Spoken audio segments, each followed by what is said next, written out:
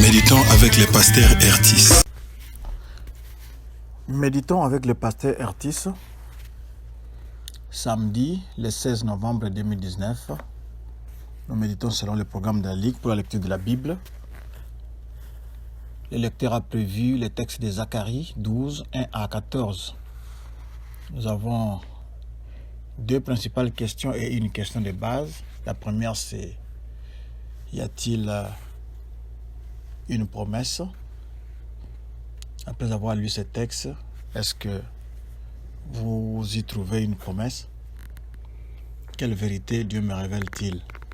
Et chaque jour, quel est le verset qui m'interpelle le plus? Il est question ici des ennemis de Jérusalem qui seront détruits et du deuil pour celui qu'ils ont percé. Prions. Seigneur, nous bénissons ton Saint-Nom. Nous t'élèvons, nous t'exaltons. Toi le Dieu incomparable. Toi le Dieu qui veut nous nourrir en ce moment. Toi qui veux nous éduquer ou nous instruire. Seuls nous ne saurons rien faire. Nous avons besoin de l'appui. Nous avons besoin de la guidance. Nous avons besoin du contrôle du Saint-Esprit. Qu'il parle à tout un chacun. Au nom de Jésus-Christ. Amen. Shalom bien-aimés. Bon week-end. Ce chapitre décrit l'image du siège final contre le peuple de Jérusalem. Dieu va prendre leur défense et ils ne seront pas laissés seuls ou abandonnés pendant ces temps de trouble. Le verset 3 et 4, nous lisons le verset 3. En ce jour-là, je ferai de Jérusalem une pierre pesante pour tous les peuples. Tous ceux qui la soulèveront seront meurtris, et toutes les nations de la terre s'assembleront contre elle. En ce jour-là, dit l'Éternel, je frapperai d'étourdissement tous les chevaux et de délire ceux qui les monteront. Mais j'aurai les yeux ouverts sur la maison de Juda quand je frapperai d'aveuglement tous les chevaux des peuples. Ça, c'est la lecture du 3e et du 4e verset. Ces versets-là nous parlent d'une grande bataille future contre Jérusalem. D'aucuns disent que ce sera la bataille d'Armageddon, la grande et dernière bataille sur la terre. Ceux qui s'opposent au peuple de Dieu ne vont pas toujours gagner.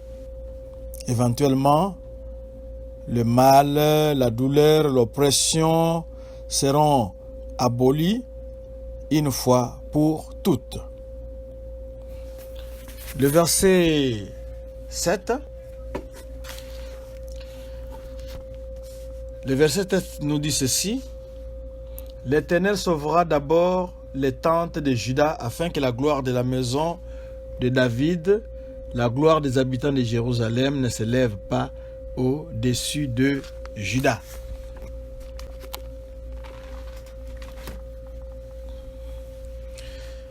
Comme l'eau s'écoule à partir d'une colline, elle va jusqu'au bas de la colline. C'est la même chose pour l'influence d'une ville. L'influence d'une ville impacte tous les faubourgs, tous les alentours de cette ville-là. Mais pour ce temps, la campagne de Juda va avoir la priorité sur la ville de Jérusalem. Ainsi, les habitants de Jérusalem ne vont pas devenir orgueilleux ou très fiers, surtout l'orgueil. Ne pensez pas que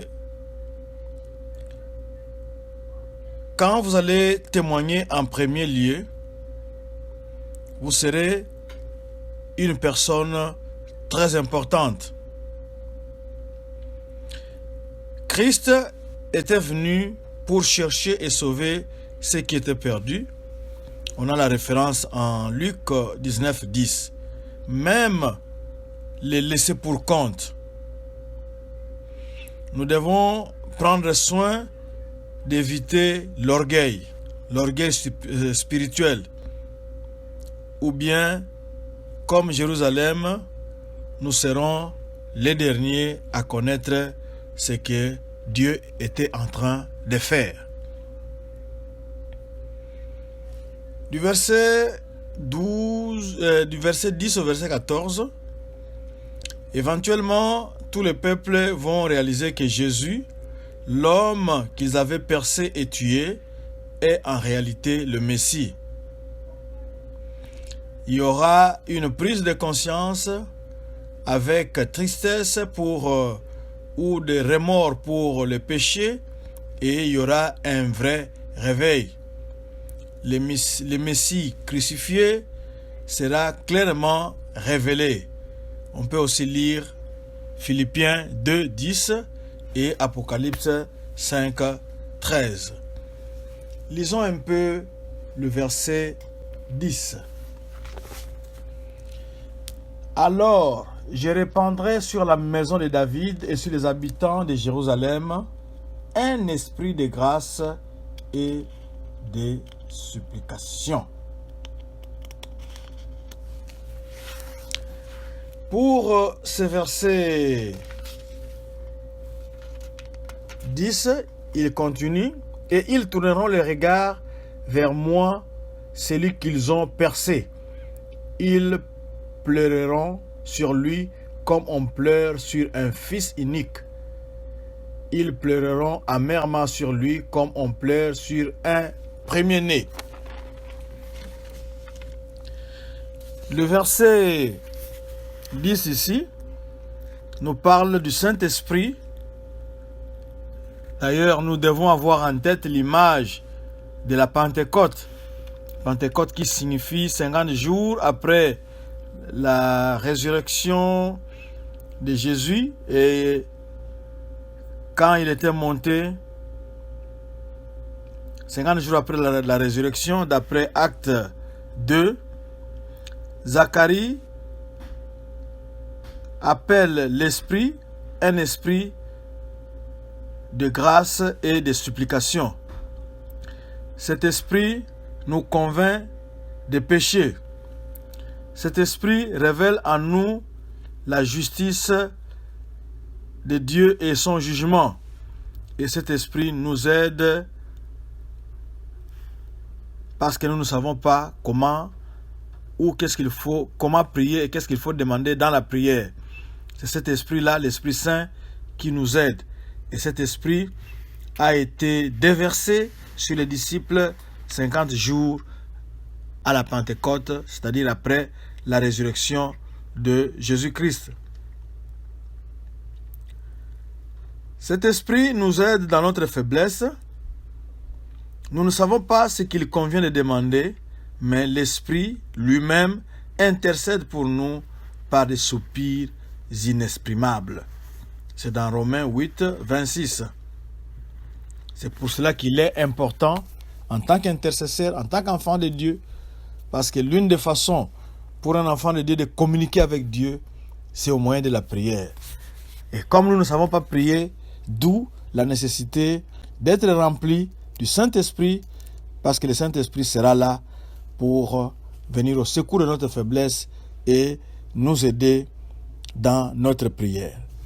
Le verset 11, nous lisons le verset 11 aussi. Le verset 11, en ce jour-là, le deuil sera grand à Jérusalem, comme le deuil d'Adrimon dans la vallée de Megiddo. Oui, ici au verset 11, Adad-Rimon se réfère à une place près de la plaine de Megiddo, là où le roi Josias avait été tué. La mort de Josias avait provoqué un grand deuil dans le peuple. C'est-à-dire que quand le roi Josias était mort, le peuple l'avait vraiment beaucoup pleuré. On peut lire des Chroniques 35, 22 à 25 pour s'en rendre compte. Quelques gens aussi, quelques personnes pensent que cet endroit-là pourra être le lieu de la dernière bataille entre Dieu et ses ennemis. C'est là que pourra se dérouler cette bataille-là. On peut lire à cet effet Apocalypse 16, 16. Du verset 12 au verset 14, ce sont des versets qui nous disent que Israël sera en deuil.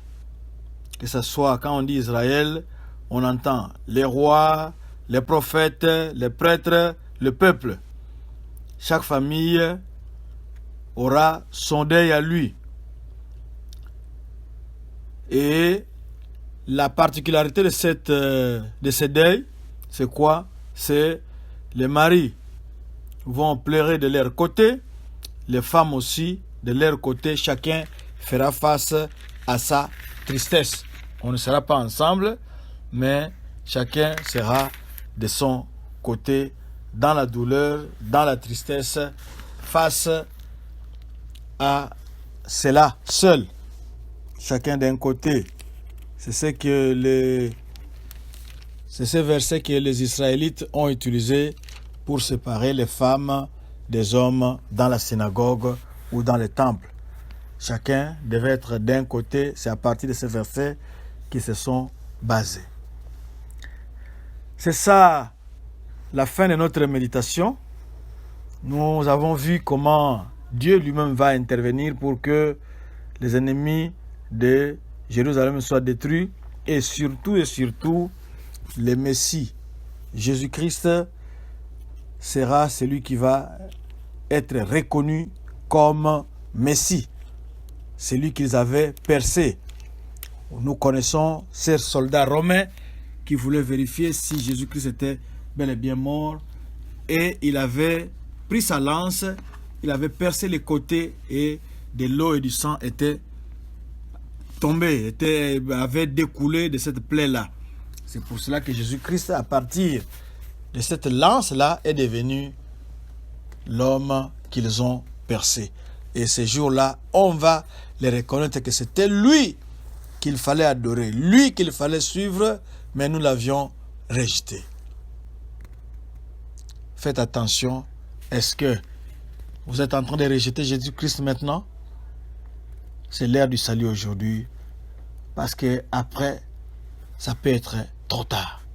Nous allons prier. Seigneur, merci pour cette parole. Merci pour le Messie que tu nous as donné. Merci surtout pour l'effusion du sang du Saint-Esprit, parce que c'est lui qui nous convainc des péchés et c'est celui qui est notre consolateur, celui qui est le révélateur qui nous révèle Jésus-Christ, qui glorifie son nom, mais c'est surtout aussi celui qui nous aide, le Paraclète. Merci, parce que sans lui, la vie chrétienne serait impossible. Sois béni à jamais. Au nom de Jésus-Christ. Amen. Voici nos adresses. Église Doxa Deo Lushi, ça c'est pour Facebook. Pour Twitter et pour YouTube, c'est Église Doxa Deo Lubumbashi. Notre site web c'est www.églisedoxadeo.com. Faites un tour par là. Vous allez y trouver beaucoup de ressources pour votre vie spirituelle. Bon week-end, que Dieu vous bénisse.